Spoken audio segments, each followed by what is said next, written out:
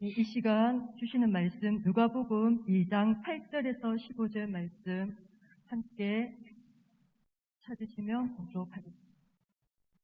누가복음 아,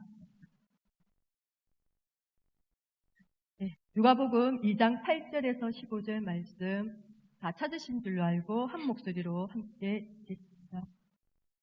그 지역의 목자들이 밤에 밖에서 자기 양떼를 지키더니 주의 사자가 곁에 서고 주의 영광이 그들을 두루 비추매 크게 무서워하는지라.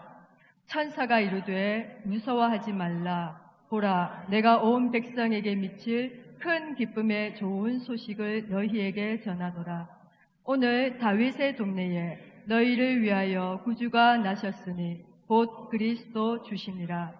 너희가 가서 강보에 쌓여 부유에 누여 있는 아기를 보리니 이것이 너희에게 표적이니라 하더니 호련히 수많은 천군이 그 천사들과 함께 하나님을 찬송하여 이르되 지극히 높은 곳에서는 하나님께 영광이요 땅에서는 하나님이 기뻐하신 사람들 중에 평화로다 하니라. 천사들이 떠나 하늘로 올라가니 목자가 서로 말하되 이제 베들레헴으로 가서 주께서 우리에게 알리신 바 이 이루어진 일을 보자 하고. 아멘. 원래 점심 드시고 이 시간 되면 잠이 조금 오기 때문에 그래서 교독을 하려고 하다가 함께 말씀을 읽는 걸로 하였습니다. 예. 지금 대림절이 시작되면서 앞에 이 강대상들이 너무 아름답고 화려하게 장식이 되어 있고 또 이 촛불이 지금 벌써 4개가 켜져 있는 그래서 오늘은 대림절 넷째 주일입니다. 그리고 다음 주에는 이 성탄절, 이 대림의 끝을 기다리고 이제 드디어 맞이하는 성탄절이 있습니다. 또 2022년도 연말의 끝자락에 있는 지금 12월, 그 끝달에 우리는 함께하고 있습니다. 동시에 교회와 우리는 대림절의 시작으로 새로운 한 해를 벌써 시작하고 있기도 합니다.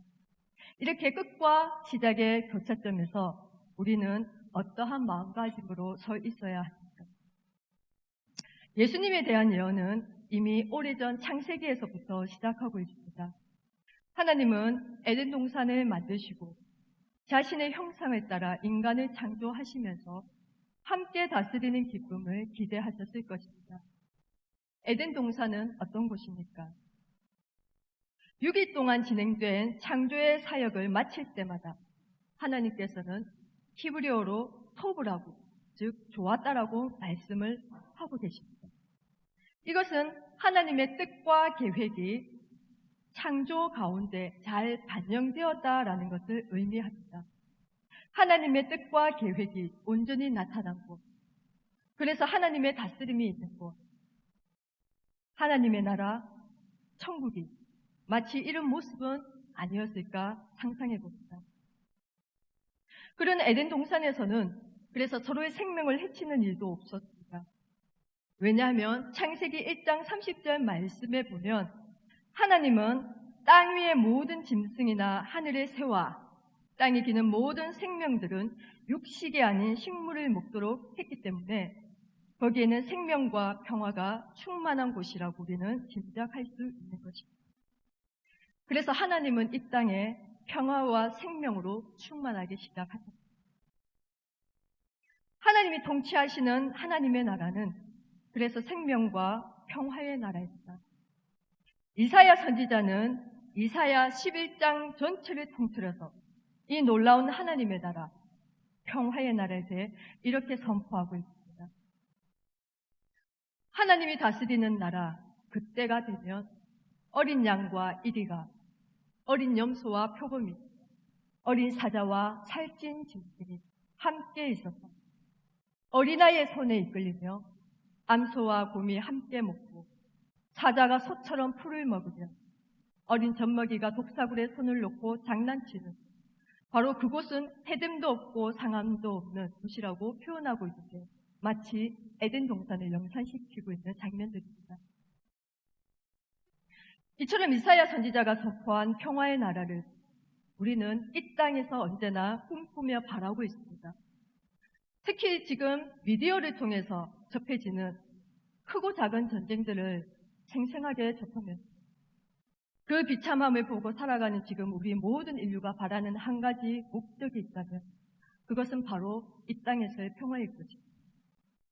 나라와 나라들 사이의 평화, 민족과 민족, 개인과 개인, 수많은 관계 속에서 그리고 마음의 평화, 또 인간과 모든 피조물들 간의 평화를 우리는 간절하게 바라며 살고 있지만 아무리 노력해도 결국 인간의 힘과 노력만으로는 참된 평화를 이 땅에서 이룰 수 없다는 것을 우리는 살아가면서 너무나 잘 알고 있습니다. 에덴 동산에서의 행복은 아담과 하와가 하나님께 불순종하는 것으로 끝이 났습니다.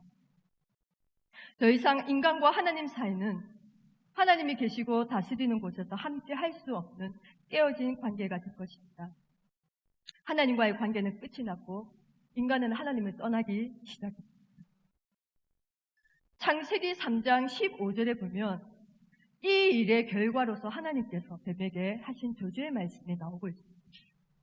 내가 너로 여자와 원수가 되게 하고 내 후손도 여자의 후손과 원수가 되게 하리니 여자의 후손은 내 머리를 상하게 할 것이요 너는 그의 발꿈치를 상하게 할 것이니라 하시고 이 말씀 속에 등장하는 여자의 후손이 바로 갈라디아서 4장 4절과 5절을 통해서 성취되었다고 말씀하고 있습니다. 때가 차매 하나님이 그 아들을 보내사 여자에게서 나게 하시고 율법 아래에 나게 하신 것은 율법 아래에 있는 자들을 속량하시고 우리로 아들의 명분을 얻게 하려 하십니다. 구약에 많은 선지자가 등장하고 있습니다. 그 가운데 이사야 선지자, 예레미야 선지자, 에스겔 그리고 다니엘 같은 이 선지자들의 이름은 우리가 많이 들어보았을 텐데 이들도 성경의 여러 곳에서 오실 여자의 후손에 대해 언급하고 있습니다. 우리는 지금 이 자리에 잠깐 이사야서 성경 갖고 계신 분들은 몇 구절 한번 같이 찾아보려고 합니다.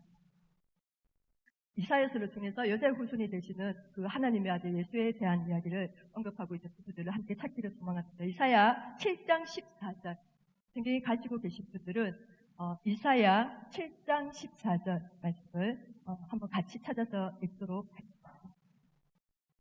이사야 7장 14절 예, 다 찾으신 줄 알고 한 목소리로 한번 읽어보겠습니다. 그러므로 주께서 친히 징조를 너희에게 주실 것이라. 보라, 처녀가 잉태하여 아들을 낳을 것이요 그의 이름을 임마누엘이라 하리라. 아멘. 그 다음 있는 이사야 9장 6절도 한번 가까이 있는 장이기 때문에 바로 찾을 수 있으실 것 같습니다. 예, 다 찾으신 줄 알고 한 목소리로 읽겠습니다. 이는 한 아기가 우리에게 낳고 한 아들을 우리에게 주신 바 되었는데 그의 어깨에는 정사를 메었고 그의 이름은 기묘자라 모사라 전능하신 하나님이라 영존하시는 아버지라 평강의 왕이라 할 것임이니라. 이사야 11장 1절에서 2절 말씀도 한번 찾아보겠습니다. 이사야는 특별히 예수님의 탄생에 대한 예언의 말씀들을 많이 기록하고 있는 말씀입니다. 11장 1절에서 2절 말씀 한 목소리로 한번 읽어보겠습니다. 이새의 줄기에서 한 싹이 나며 그 뿌리에서 한 가지가 나서 결실할 것이요 그의 위에 여호와의 영 곧 지혜와 총명의 영이요 모략과 재능의 영이요 지식과 여호와를 경외하는 영이 강림하시리니. 아멘. 네. 네, 마지막으로 제가 이 말씀은 제가 찾도록 하겠습니다. 미가서 5장 2절 말씀에 우리가 다 아시는 말씀이 나오고 있습니다. 베들레헴 에브라다야 너는 유다 족속 중에 작을지라도 이스라엘을 다스릴 자가 내게서 내게로 나올 것이라. 그의 근본은 상고에 영원에 있느니라. 아멘. 이처럼 오랜 시간 동안 하나님의 약속은 계속해서 구약의 여러 선지자들을 통해 반복해서 선포되어졌고 그 약속하신 메시아를 이스라엘 사람들은 기다렸지만 끝내 남유다가 BC 586년 바벨론에 완전히 멸망당할 동안에도 이루어지지 않았습니다. 그리고 바벨론을 정복한 바사의 지배 아래에서 또다시 힘든 생활을 하던 이스라엘 백성들은 바사, 즉 페르시아 제국이 로마에 의해 패망하면서 그것 또한 이스라엘이 로마 제국의 속국이 되면서 그 굴레에서 벗어날 수가 없게 되었습니다. 그리고 이 시대적인 배경이 오늘 우리가 읽은 본문의 역사적 배경이기도 합니다. 사랑하는 성도 여러분, 이처럼 이런 상황이 이 정도가 되면 그 후손들은 이제는 그 구원자에 대한 예언을 믿어서라기보다는 그냥 전설처럼 구전되어 오는 하나의 이야기처럼 생각할 수 있는 부분들을 우리가 이해할 수 있을 것 같습니다. 믿음이 아닌 그냥 지식으로 그 상황이 바뀌었다고 해도 이상하지 않을 만큼 너무나 오랜 시간이 지나가고 있기 때문입니다. 이처럼 너무 오래된 이야기라서 간신히 사람들 사이에 명맥을 유지했을 것입니다. 하나님 말씀에 능통하다고 하는 제사장들이나 서기관들조차도 이 메시아 탄생을 이제는 믿음으로 기다렸다기보다는 한낱 예언서에 기록되어 있는 그런 역사적인 유물 정도로 아마 생각하지도 않았을까 생각도 해볼 수 있습니다. 하나님의 말씀은 반드시 성취될 것이라는 믿음을 가진 사람들, 그래서 예수님의 탄생의 순간을 믿음으로 기다린 사람들은 과연 얼마나 될까요? 신약에서 예수님의 탄생과 관련된 말씀들을 찾아보면 의외로 마태복음과 누가복음 단 두 곳에서만 그 출생을 기록하고 있습니다. 그렇다고 해서 다른 성경들이 덜 중요하다는 것은 아닙니다. 이 마태복음의 출생 기록과 누가복음의 출생 기록을 비교해서 보면 마태복음에는 마리아뿐만 아니라 요셉에게도 천사가 나타나서 그 기쁜 소식을 전하는 장면이 나오고 있습니다. 또 이 마태복음에는 동방 박사들이 먼 동방에서부터 별을 따라 아기에게 와서 경배하였다라는 내용을 담고 있습니다. 누가복음에는 예수님 탄생의 순간을 비교적 세세하게 다루고 있는데 마태복음과는 다르게 동방 박사들의 이야기는 나와 있지 않습니다. 다만 세례 요한의 그 신비한 출생의 비밀 이야기가 언급되어 있고 오늘 우리가 읽은 목자들의 이야기가 기록되어 있습니다. 신약에는 또 실제로 아기 예수님을 만났다라고 하는 증인들이 몇 사람이 언급되어 있는데 누가복음 2장 25절과 35절에 등장하면 시몬이라는 사람이 나오고 있습니다. 이 사람은 예수를 보기 전에는 죽지 아니하리라는 성령의 계시를 받았습니다. 그럼에도 불구하고 오랜 시간이 지나고 난 이후에야 비로소 예수님을 성전에서 만날 수 있었습니다. 그리고 또 누가복음 2장 36절과 38절에서도 바누엘의 딸 안나라고 하는 사람의 이야기가 나옵니다. 이 나이 많은 선지자 역시 오랫동안 기도 가운데 믿음으로 그 약속의 성취, 즉 예수님을 만날 수 있었습니다. 이처럼 믿음으로 기다린 사람들은 반드시 그 약속의 성취를 보게 되는 은혜를 하나님께서 허락하셨습니다. 그리고 저와 여러분도 이와 같은 믿음으로 하나님의 은혜를 충만하게 누릴 수 있기를 간절히 소망합니다. 오늘 본문에 등장하는 목자들도 중요한 증인들입니다. 비록 그들은 앞에서 언급한 사람들처럼 이름도 알 수 없고 그저 밤새 자기들의 양떼를 지키는 목자들 정도로만 성경은 소개하고 있습니다. 그저 별 볼 일 없는 그런 사람들이지만 그들은 또 그들이 전해 들은 소식은 엄청난 결과를 듣게 됩니다. 오랜 기다림의 끝을 예고하는 정말 기쁨의 좋은 소식이었던 것입니다. 누가복음 2장 11절에서 천사는 이 약속의 성취, 즉 구원자의 오심, 메시아 탄생에 대해 이렇게 전하고 있습니다. 너희를 위하여 구주가 나셨으니 곧 그리스도 주시니라. 너무나 우리가 잘 아는 말씀의 대목입니다. 이 우리말로 번역되어 있는 구주라고 하는 이 한자 뜻도 그 의미가 세상을 구하는 주라고 해서 그 원래의 뜻을 잘 번역하고 있는데 이 원래 헬라어로 사용된 말이 소테르라고 하는 것이 있습니다. 이 소테르의 뜻이 바로 구원자라는 뜻입니다. 그런데 이 단어가 쓰인 용도를 살펴보면 매우 중요한 의미가 있는 것을 볼 수 있습니다. 우리말에는 그냥 우리말로 번역되어 있는 말이기 때문에 그 의미의 중요성에서 그냥 이런 뜻이구나라고 비중을 생각할 수 있는데 원래의 뜻을 살펴보면 이 단어 하나하나 자체가 가지는 의미가 매우 큽니다. 근데 이 소테르라고 하는 뜻 자체도 역시 원래 쓰였던 용도를 보면 이렇게 큰 뜻이 있는 것이구나 하는 것을 우리가 생각해 볼 수 있는데, 이 구원자라고 하는 이 소테르에 사용되는 것은 일반 사람이나 어떤 그것이 아니라 하나님께만 사용되어진 단어입니다. 즉 구약에서 하나님을 나타낼 때 이 단어를 사용하였습니다. 이 구원의 뜻은 어떤 어려움이나 위험으로부터 건져주고 도와주는 것을 말하는데, 구약 성경 전체를 보면 어떤 대부분 외부의 적으로 적의 침략으로부터 일어나는 구원 사건들에 관한 이야기들이 많이 나와 있습니다. 이 구원의 사건들을 우리가 살펴보면 실제로 역사적인 상황들 속에서 일어난 어떤 구체적인 행위들임을 알 수 있습니다. 출애굽의 과정 가운데서, 그리고 가나안 정복의 과정 가운데서, 또 이스라엘 민족이 그 왕국을 세우고 그 역사를 진행해가는 과정 가운데 개인과 이스라엘 민족은 항상 위험과 어려움이 닥칠 때마다 그들의 구원자 되시는 하나님께 부르짖었고 하나님은 그들을 구원해 주셨습니다. 그러므로 구약 성경의 메시지는 하나님이 구원자라는 것을 선포하고 있는 것입니다.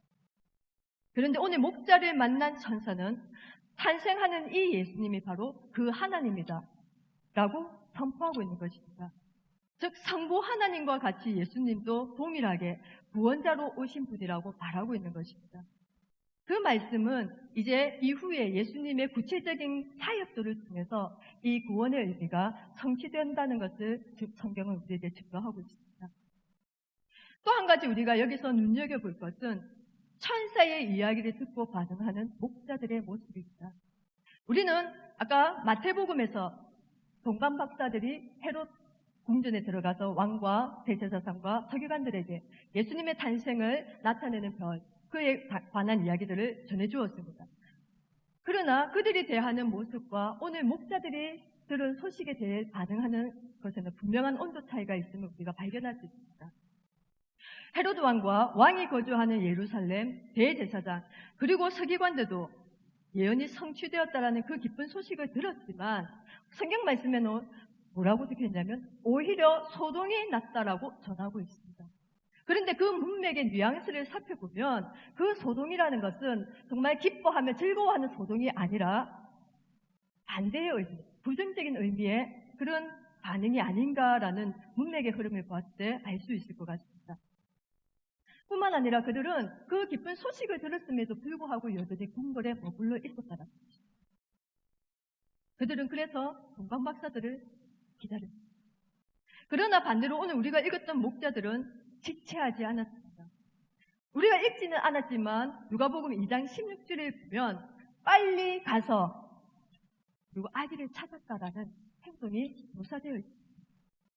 이렇게 별 볼 일 없는 그저 그런 사람들이었지만 그들은 천사의 말씀에 기쁨과 기대와 설레는 마음으로 받았고, 그리고 즉시 지체하지 않고 하나님의 아들을 만나기 위해 행동했다라고 성경은 기록하고 있습니다. 아주 오래전 창세 때부터 계획하시고 준비하신 하나님의 약속이 비로소 성취되었고 새로운 관계가 시작된 이 출발선에서 이름도 없는 목자들이 그 영광을 함께 누리고 있는 것입니다. 이제 해마다 성탄절은 어김없이 매년 찾아오고 있습니다. 우리는 그 성탄절을 맞이하고 있습니다. 하지만 성탄절에 대한 온도는 해마다 달라지고 있다는 것을 우리가 분명히 느끼고 있습니다. 코로나의 영향으로 혹은 이번에 뜻하지 않은 사고 때문에 올해는 더 그렇다라고 우리가 생각해 볼 수는 있겠지만, 그러나 매년 성탄절을 대하는 우리 모두는 분명 그 달라지고 있는 차이, 느낌을 알 수 있습니다. 사랑과 기쁨이 가득해야 할 한 해의 끝에서 우리는 그러지 못하고 있습니다. 하지만 1년의 긴 기다림은 끝이 났고 그와 함께 힘들고 아쉬웠던 한 해도 끝나가고 있습니다. 기쁜 소식 앞에서 그 기쁨의 주인공을 만나기 위해 지체하지 않고 힘을 내어 달려갔던 목자들처럼 이제 저와 여러분도 위로부터 주시는 힘과 능력으로 새롭게 시작할 수 있기를 소망합니다. 또한 끝과 시작의 교차점에 서 있는 지금 우리 모두는 하늘에는 영광, 땅에는 평화와 기쁨을 주시는 하나님께 감사하며 기쁜 성탄을 준비하시는 성도님들이 되시기를 소망합니다. 하나님 아버지, 이제 대림절을 보내며 다시 오실 예수님의 기쁨과 소망 가운데 맞이할 수 있기를 바랍니다. 이 땅에 오신 주님, 그리고 다시 오시겠다고 약속하신 주님을 기다리며 살아가는 저희들에게 굳건한 믿음으로 살아갈 수 있는, 그래서 주의 영광을 볼 수 있는 은혜를 허락하여 주시옵소서. 세상은 참으로 요란합니다. 그리고 우리는 참 많이 힘들고 어려웠던 한 해를 보내게 되었습니다. 그러나 주님 안에서 참된 평화를 누리며 시작하는 하루하루가 될 수 있도록 우리를 인도하여 주시옵소서. 예수님의 이름으로 아멘.